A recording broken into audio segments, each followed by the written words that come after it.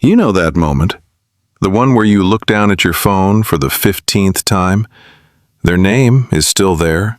The conversation is still open. Your last message is still sitting there. Too long, too careful, too vulnerable. And all they gave you back was, "I just need space." So now you're sitting there in that weird silence. Not fully broken up, not really together, just stuck in that awful middle where your chest feels tight, your mind won't stop spinning, and every part of you is asking the same thing. Why does this keep happening? Why do they always pull away when things start getting real? If they care, why does it feel like I'm the only one fighting for this? Am I loving too hard? Am I the problem? Here's the truth nobody tells you. They didn't pull away because you cared too much.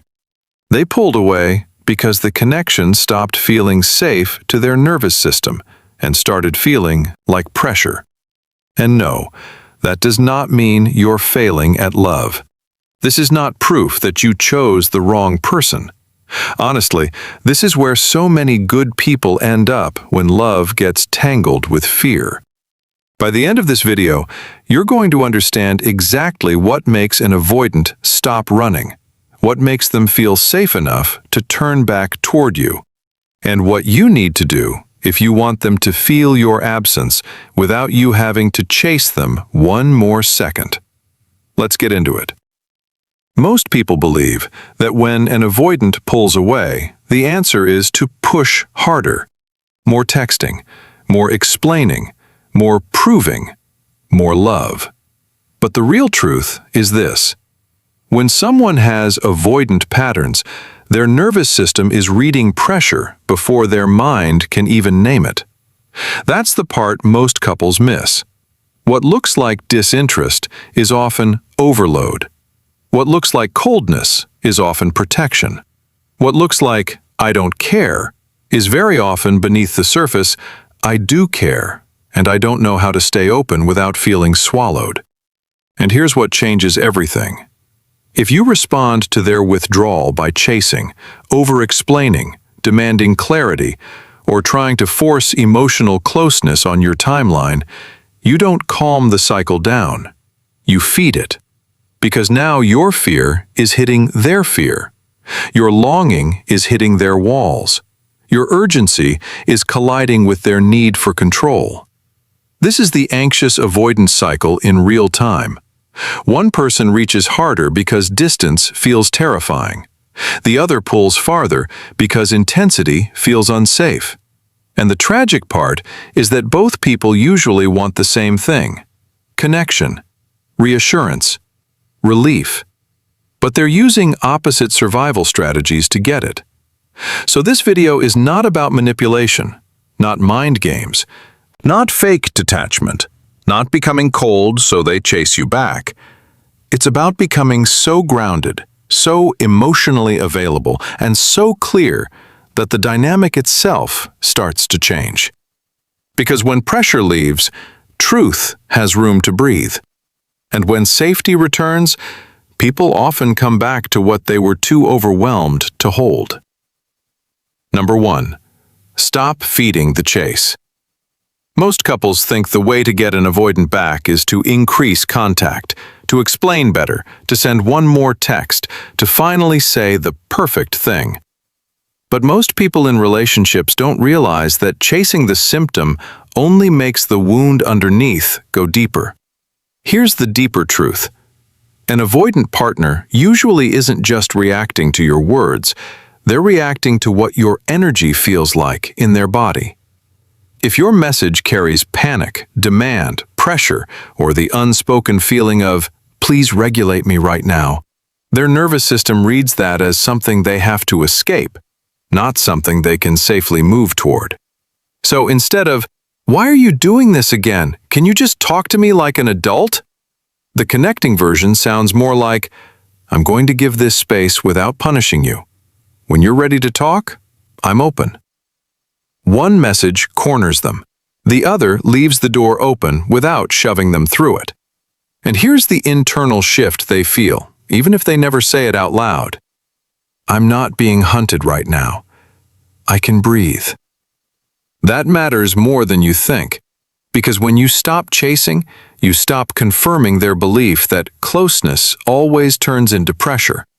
And when you do that, the walls between you start to come down without either of you having to force a thing. Number 2, become calm, not convenient. Here's the part no one talks about. Most couples confuse emotional availability with constant availability. They think if you really care, you should always be there, always answer, always reassure, always keep the bridge standing by yourself. But calm is different from convenience. And man, this is where everything starts to shift. Avoidant people often expect closeness to cost them freedom. So when you become someone who is grounded instead of gripping, present instead of pleading, steady instead of scrambling, you stop feeling like a demand on their system. This isn't about disappearing. This isn't about playing hard to get. This isn't about punishing them with silence. It's about letting your life have weight again. Your energy, your routines, your standards, your self-respect. Because a person who is emotionally mature does not collapse every time someone steps back. So instead of replying in 3 seconds, every single time they resurface with, "Hey stranger, LOL," after 5 days of distance, the disconnecting version is, "Oh my God, finally. I've been so stressed. Where have you been?" The connecting version is, "Hey, good to hear from you. Hope you're well." Short, warm, unhooked, real. And what registers in them is quiet but powerful. They're not trying to grab me. They're standing on their own feet. That's attractive, not because it's a trick, because safety and self-respect often feel the same in a healthy adult nervous system. That's the shift that turns a relationship from emotional chaos into something that actually feels breathable. Number 3, speak to the fear, not the behavior. Most couples get stuck reacting to what's visible. The late replies, the distance, the mixed signals, the shutting down. But most people in relationships never stop long enough to ask what emotion is hiding beneath the behavior they hate. And this is where it gets really interesting. Avoidant patterns are often built around shame, inadequacy, and overwhelm. So when you come at the behavior with accusation, even calm accusation, what they often hear is, "You're failing me again." And once that happens, they don't lean in. They shut down harder. Because beneath the surface, he feels exposed. She feels cornered. They feel like closeness is turning into evaluation. And nobody opens deeper when they feel graded. So instead of, "You never let anyone in. You're so emotionally unavailable," try, "I think when things get intense, something in you wants distance, fast. I'm not saying that to attack you. I just want to understand what happens for you in those moments." One response puts them on trial. The other puts both of you on the same side of the pattern. And here's the unspoken thought that can finally emerge. Maybe I don't have to defend myself right now. Maybe I can tell the truth. That's huge, because the moment an avoidant stops feeling like a problem to solve, they become much more capable of becoming a person who can stay. And that's when your relationship starts feeling less like conflict management and more like real repair. Number 4, make the connection feel light again. But here's what nobody explains. Most couples wait until the relationship feels critical to create closeness. They only reach for each other when something is wrong. So over time, connection itself starts feeling heavy. That's a disaster for an avoidant nervous system. If every interaction feels like a meeting, a confrontation, a "where is this going" conversation, or a subtle emotional exam, they begin to associate you with weight instead of warmth. And once that happens, even your love can start feeling like a responsibility they have to brace against. Intimacy isn't built in the giant moments. It's built in the 30-second ones. A meme that actually feels easy. A voice note with no hidden agenda. A small moment of presence that says, "I like being with you," not just fixing us. So instead of, "Can we talk tonight?" I feel like we really need to define what's happening. The connecting version might sound like, "This made me laugh and reminded me of you." No pressure to reply. Or in person, instead of, "You've been distant all week," you say, "You look tired. Want to sit with me for a minute?" One creates pressure. The other creates oxygen. And somewhere inside them, something softens. This feels good again. I don't have to perform here. That's not small. That's how someone stops associating connection with obligation and starts associating it with relief. And that's the shift that makes a withdrawn partner begin turning toward you without even fully realizing why. Number 5. Hold a boundary without making it a weapon. Most couples either over-accommodate avoidant behavior or explode at it. They either tolerate crumbs and call it patience, or they hit their breaking point and make the boundaries sound like a threat. Neither one creates safety. One abandons the self. The other triggers defense. Here's the deeper truth. Boundaries are not walls. They're clarity. And avoidant people, despite what it looks like, often respond better to clean clarity than to emotional chaos. Because chaos feels engulfing. Clarity feels containable. So no, this is not begging, not punishing, not pretending you don't care. It's saying, "I care about you, and I also need consistency if this is going to work." That is adult. That is real. That is emotionally available without self-abandonment. So instead of, "If you disappear again, I'm done, and don't ever talk to me," try, "I'm open to this, but not in a way where I'm constantly guessing where I stand. If you want to build this with me, I'm here. If not, I need to step back and protect my peace." One is a slam. The other is a standard. And what they often feel, even if they act cool, is this. They're not trying to control me, but they're also not available for half love.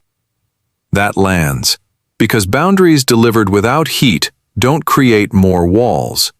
They reveal where the real relationship actually is. And that's the shift that turns your energy from desperate to deeply trustworthy.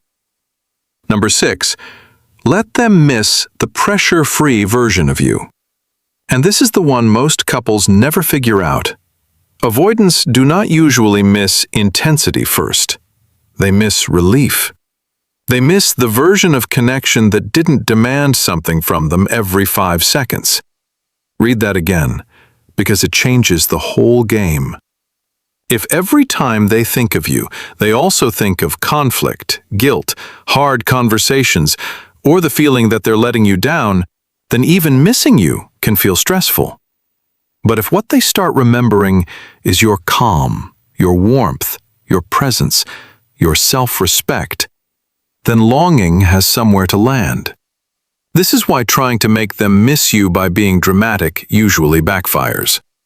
Bro, it's not louder pain that brings them back, not emotional speeches, not posting for attention, not a final paragraph designed to haunt them, but the quiet realization that being around you no longer feels like entering a courtroom.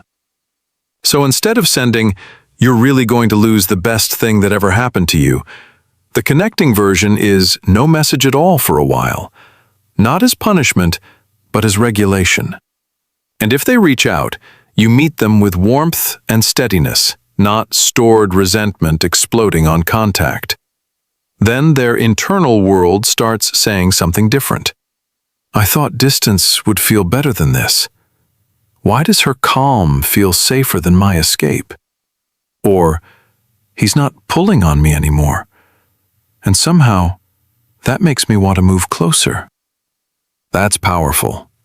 Because when someone can finally feel you without feeling managed by you, longing becomes possible again. And that's when absence stops feeling like freedom and starts feeling like loss. Number 7, become the kind of love that doesn't chase itself away. Here's the deepest part. Most couples focus on getting the avoidant back, but the real question is bigger than that. Can you become someone who no longer abandons themselves in the process of loving someone who withdraws? Because that is the real work. And honestly, that is the real magnetism too.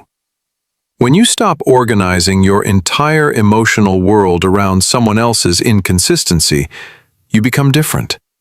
Softer, but stronger. Open, but not naive. Loving, but not willing to bleed for scraps. This isn't a communication hack. This is an identity shift. This is what it looks like when someone has learned to love without losing themselves in the process. And that energy changes every relationship you touch, not just this one. So instead of, how do I make them come back? The better question becomes, who am I being when I love? Am I bringing safety, presence, standards, and emotional truth? Or am I bringing fear wrapped in urgency? That question will humble you, but it will also free you. And here's the beautiful part. If there is real connection there, this version of you is the one they can finally come home to. And if they still can't meet you there, you won't have to beg reality to be different anymore. You'll know. And that's the shift that turns love from a cycle you survive into a connection you can actually trust. So no, this was never about becoming colder. It was never about winning the breakup. It was never about learning some slick trick that makes an avoidant panic and come sprinting back. It was about becoming safe. Safe for yourself first. Safe in your body. Safe in your words. Safe in your standards. Because when you internalize this, you stop reacting from fear and start responding from truth.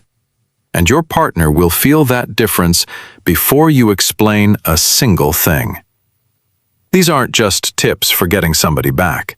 This is the beginning of becoming the kind of partner who creates connection instead of chaos, repair instead of cycles, and presence instead of pressure. This is how you stop making love feel like a test. This is how you stop chasing people into their own walls. This is how you become real. And here's the mic drop truth. The avoidant doesn't come back because you chased harder. They come back when being with you finally feels safer than running from themselves. If this hit you in the chest a little, you already know why. Drop a comment with safe, not chasing, if this is the shift you're making. And if you want more honest relationship psychology like this, subscribe. Because real intimacy is built on purpose. One moment at a time.